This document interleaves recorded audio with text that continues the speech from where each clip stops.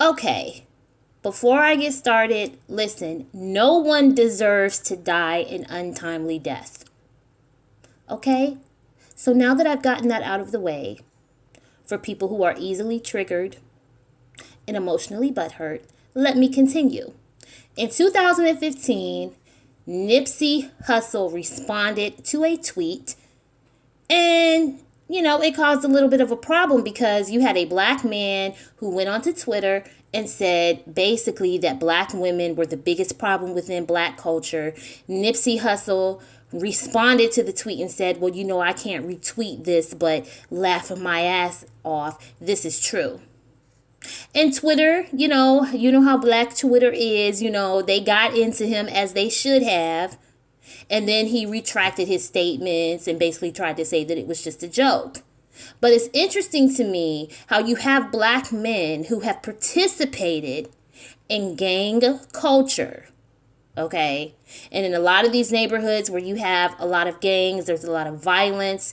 You have a lot of situations where the women, the children, and the men in those neighborhoods who are decent and hardworking are terrorized by these dangerous, angry, bloodthirsty, criminal-minded bloodhounds in a lot of these gangs, okay?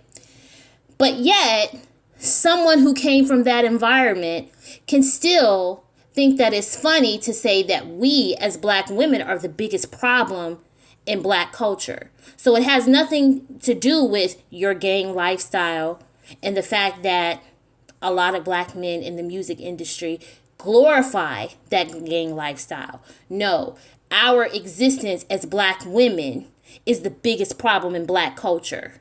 Okay, so now a suspect has been identified in Nipsey Hussle's murder.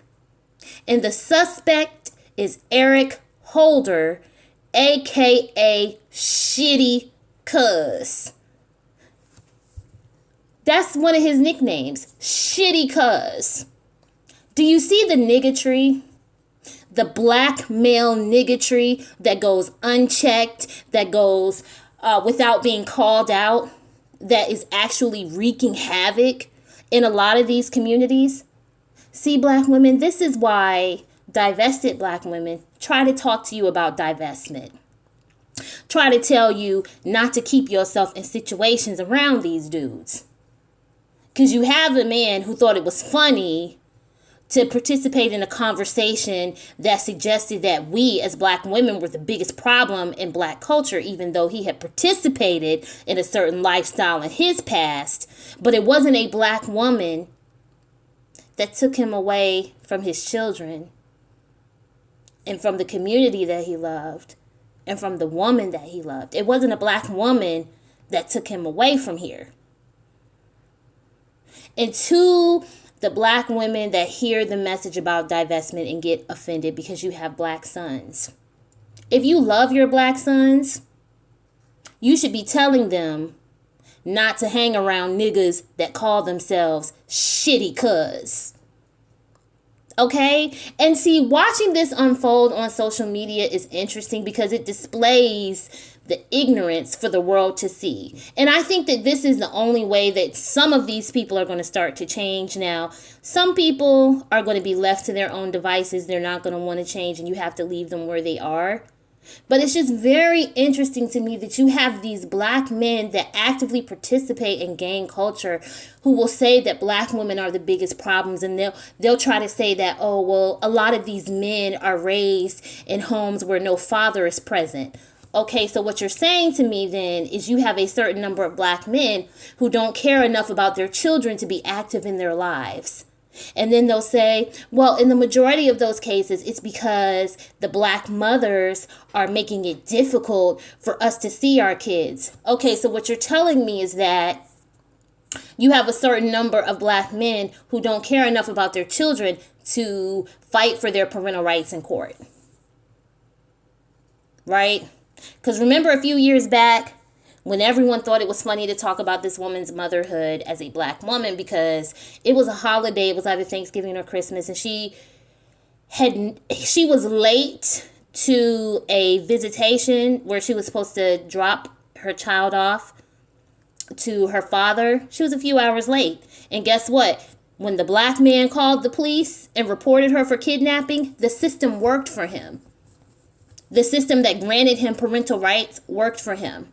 But people shared that video all over YouTube and tried to say something about that black woman's motherhood without understanding that what they were also exposing is that, oh, when black men use the system and when they pursue their parental rights, the system works.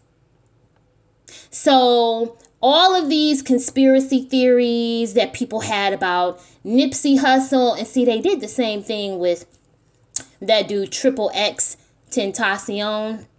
When he was shot and killed, they tried to say, oh, it's a conspiracy. No, it's black male niggatry. Black male niggatry that causes an element within these communities to be out here wreaking havoc on everyone, including other black men. But see, these conspiracies allow them to not address that. Because addressing it means that they would have to acknowledge the fact that this narrative that they've been putting out there for years that suggests that the only issue within the black community is the black woman is wrong. Nope, it's the fact that you would achieve a level of success in the music industry and you would choose to continue to associate with the SoundCloud rapper who calls himself Shitty Cuz. And when you get into an argument, you have a Boondocks nigga moment, right? Where you have some disagreement with him, he leaves and comes back with a gun. See, people always like to talk about black women and how we can't get along and how we're jealous of each other.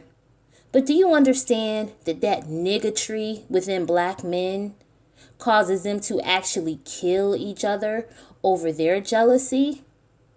Because think about it. If you're a SoundCloud rapper and you're affiliated with a dude that just dropped an album that was nominated for a Grammy, he's out here doing some things where he's getting attention. Can you imagine how jealous you would be if you had nothing going for yourself?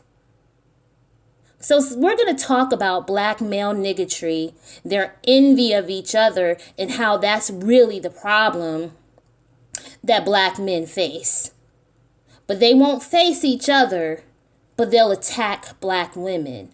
See, black women, this is why you have a community of black women trying to talk to y'all about putting black women first, starting with you as an individual, putting yourself first, putting your needs first, and cutting off any friendship, any association, any connection that is not beneficial to you. Because you see how these men treat each other. So what do you think they'll do to us if we're in their orbit?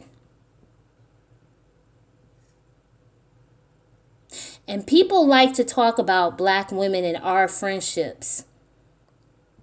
But if you've achieved a certain level of success, why are you hanging around grown men who call themselves Shitty Cuz?